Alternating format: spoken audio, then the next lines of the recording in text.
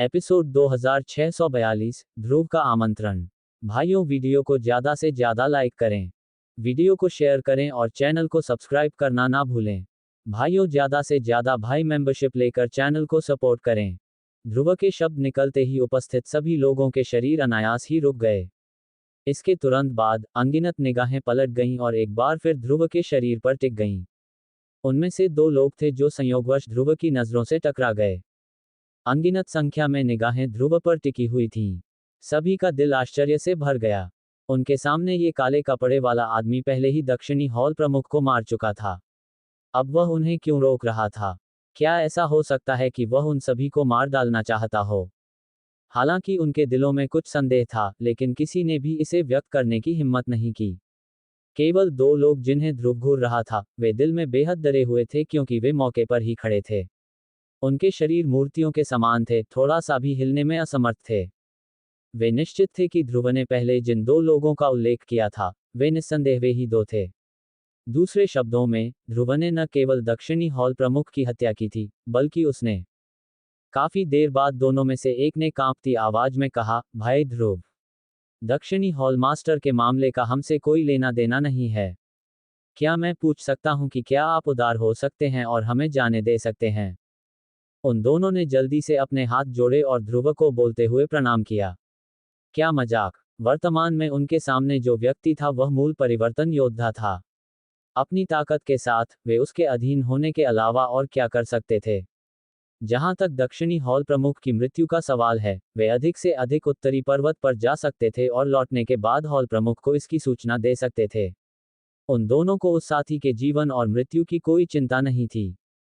इन शब्दों के उच्चारण के बाद उपस्थित सभी लोगों ने तुरंत अपनी आंखें उन दोनों पर फेंक दीं। उन दोनों ने जो लिबास पहन रखा था उसे देखकर ही हर कोई अपने दिल में समझ गया। कोई आश्चर्य नहीं कि ध्रुव ने उन्हें रुकने के लिए कहा था। ये दोनों वास्तव में उत्तरी उजाड़ हॉल के पूर्वी और पश्चिमी हॉल प्रमुख थे। यदि ऐसा मामला था, तो ध्रुव ने न केवल दक्षिणी हॉल मास्टर को मार डाला था, बल्कि वह उन दोनों को भी मारने के लिए पलटा था। ऐसा प्रतीत होता है कि ध्रुव उत्तरी उजाड़ हॉल का दुश्मन बनने पर आमादा था। निस्संदेह, उपस्थित लोगों को यह नहीं पता था कि उत्तरी उजाड़ हॉल पहले ही नष्ट हो चुका था। वे अब भी मानते थे कि हरिओम अभी भी आसपास था और उत्तरी उजाड़ हॉल अभी भी उत्तरी उजाड़ क्षेत्र का अधिपति था। उन्हें नहीं पता था कि अगर उन्हें पता चलेगा कि उत्तरी उजाड़ हॉल पहले ही नष्ट हो चुका है तो उनके चेहरे पर किस तरह की दिलचस्प अभिव्यक्ति दिखाई देगी। मुझे लगता है कि जाने की कोई जरूरत नहीं है। रुको। ध्रुव के चेहरे पर मुस्कान आ गई। उन्होंने मुस्कुराते हुए पूर्वी और पश्चिमी हॉल मास्टर्स की ओर देखा। उसकी आंखों की गहराइयों में एक चमक चमक उठी। ध्रुव की बातें सुनकर पूर्वी और पश्चिमी हॉल मास्टर्स के दिल तुरंत ठंडे हो गए। उनके सामने वाला व्यक्ति अभी भी उन्हें छोड़ने को तैयार नहीं था। जब उन दोनों ने ये सोचा तो वे एक दूसरे की ओर देखने से खुद को नहीं रोक सके। वे एक दूसरे की आंखों में निराशा देख सकते थे। उन्होंने हिंसक रूप से अपने दांत भींच लिए। भले ही वे जानते थे कि उनका ध्रुव से कोई मुकाबला नहीं है, फिर भी वे वहां खड़े रहकर मौत का इंतजार करने को तैयार नहीं थे। हालांकि अगले ही पल ध्रुव ने अपना मुंह खोला और मुस्कुराया जब वे मौत से लड़ने के लिए तैयार थे। उन्होंने कहा, चिंता मत करो, रुको और मेरे साथ जुड़ें। शौर्य टोली से जुड़ें। ये शब्द अचानक एक झटके की तरह थे जो उपस्थित सभी लोगों के मन में फूट पड़े। आकांक्षा का चेहरा उदास हो गया। केवल डॉक्टर परी के सुंदर चेहरे पर आश्चर्यचकित अभिव्यक्ति प्रकट हुई। उसी समय वह दल जिसने ब्लैक कॉर्नर क्षेत्र को हिलाकर रख दिया था, उसके दिमाग में उभर आया। शौर्य टोली। इसका मतलब ये भी था कि ध्रुव इस स्थान पर अपने दल का पुनर्निर्माण करेगा। ध्रुव का नाम भी पूरे उत्तरी क्षेत्र में गूंजेगा। हालांकि ध्रुव के शब्दों के सामने उपस्थित लगभग सभी लोगों का रवैया संदिग्ध था। उन्होंने इस तथाकथित शौर्य टोली के बारे में कभी नहीं सुना था। क्या यह उत्तरी क्षेत्र में एक और नया दल हो सकता है? जहां तक पूर्वी और पश्चिमी हॉल मास्टर्स की बात है, उनके चेहरों पर भी अलग अलग भाव प्रकट हुए। यह अप्रत्याशित था कि ध्रुव ने उन्हें इस कारण से वापस बुलाया था। कुछ देर मन ही मन सोचने के बाद दोनों हॉल मास्टर्स के चेहरों के भाव थोड़े बदसूरत हो गए। चाहे उन्होंने समर्पण किया हो या नहीं, उन्हें अपने जीवन की परवाह नहीं थी। एक बार जब वे ध्रुव के सामने समर्पण कर देंगे, तो उनके लिए उत्तरी उजाड़ हॉल को जवाब देना मुश्किल हो जाएगा। उन्हें निश्चित रूप से दुश्मन के रूप में देखा जाएगा और उन्हें अवश्य मारने वाली सूची में रखा जाएगा। वे हॉल मास्टर हरिओम की ताकत से बेहद परिचित थे। यदि उत्तरार्ध उन्हें मारना चाहता है, तो यह चींटी को चुटकी काटकर मारने से अलग नहीं होगा। हालांकि, अगर उन्होंने समर्पण नहीं किया, तो बहुत संभावना थी कि ध्रुव तुरंत शत्रुतापूर्ण हो जाएगा। ऐसे में उनकी स्थिति और भी खतरनाक होगी।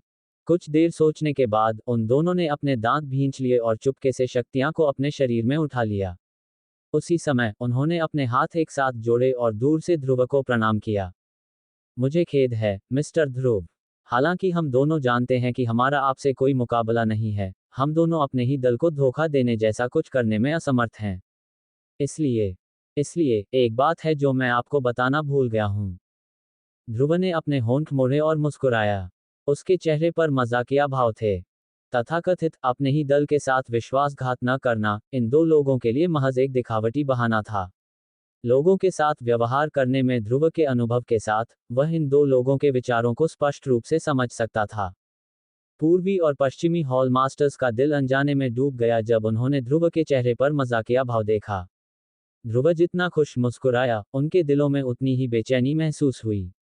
उनके शरीर में शक्तियां तेजी से उनके पूरे शरीर में घूम रही थी। वे दोनों यहां से भागने के लिए पहले से ही तैयार थे। उत्तरी उजाड़ हॉल के हॉल मास्टर हरिओम को एक दिन पहले ही उत्तरी पर्वत पर मेरे द्वारा मार दिया गया है। इसलिए उत्तरी उजाड़ हॉल पहले ही नष्ट हो चुका है। आज से उत्तरी उजाड़ हॉल अब अस्तित्व में नहीं रहेगा। उत्तरी उजाड़ जगह में शौर्य टोली भी आधिकारिक तौर पर मंडावा शहर में स्थापित किया जाएगा। जैसे ही ये शब्द गूंजे, हर किसी की आत्मा कांप उठी और उनके दिल अतुलनीय सदमे से भर गए। उत्तरी उजाड़ हॉल किस प्रकार की शक्ति थी? हरिओम की साधना बेहद शक्तिशाली थी। यहां तक कि पूरे उत्तरी बंजर भूमि में भी यह कहना असंभव नहीं था कि उसका मुकाबला करने वाला कोई नहीं था, लेकिन निश्चित रूप से उनमें से बहुत कम थे। उसके जानलेवा स्वभाव के अलावा, इससे उसकी क्रूर प्रतिष्ठा भी बढ़ गई। लगभग कोई भी ऐसा नहीं था जो उसका सामना करने की हिम्मत करता हो। हालांकि, वास्तव में कोई था जो उत्तरी उजाड़ हॉल में ऐसे रक्तपिपासु कसाई को मार सकता था। इसके अलावा, वह इतना सुंदर युवक था। ये बहुत अविश्वसनीय था। इस समय, यहां तक कि पूर्वी और पश्चिमी हॉल मास्टर्स ने भी ध्रुव की बातों पर विश्वास करने की हिम्मत नहीं की। वे स्पष्ट रूप से जानते थे कि हरिओम कितना शक्तिशाली था। इतने सालों तक उत्तरी उजाड़ हॉल में जीवित रहने में सक्षम होने के लिए हरिओम ने न केवल बाहरी दुनिया में अपनी उग्र प्रतिष्ठा पर भरोसा किया था। सबसे महत्वपूर्ण बात यह है कि यह स्वाभाविक रूप से उनकी उत्कृष्ट ताकत थी। हालांकि, ध्रुव ने वास्तव में लापरवाही से उल्लेख किया था कि ध्रुव को पहले ही उसके द्वारा मार दिया गया था। ये कुछ ज्यादा ही ऊंचा लग रहा था। ध्रुव मंद मंद मुस्कुराया। उन्हें इसकी पहले से ही उम्मीद थी। निस्संदेह, ये लोग केवल उसके शब्दों के कारण उस पर विश्वास नहीं करेंगे और आज्ञाकारी रूप से उसका अनुसरण नहीं करेंगे, इसलिए उसकी आस्तीन को हिलाने के साथ, उसकी उंगली पर मौजूद स्टोरेज रिंग अचानक चमक उठी। जिसके बाद एक फटी हुई लाश धमाके के साथ चौराहे के बीचों बीच गिरी। जब उपस्थित सभी लोगों की नजरें इस पर पड़ी तो तुरंत पूर्वी और पश्चिमी हॉल मास्टर्स के चेहरे पर सदमा नजर आया। ऐसा इसलिए था क्योंकि वह लाश कोई और नहीं बल्कि उत्तरी उजाड़ हॉल के हॉल मास्टर हरिओम की थी। भाइयों, वीडियो को ज़्यादा से ज़्यादा लाइक करें, वीडियो को शेयर करें और चैनल को सब्सक्राइब करना ना भूलें। भाइयों, ज़्यादा से ज़्यादा भाई मेंबरशिप लेकर चैनल को सपोर्ट करें।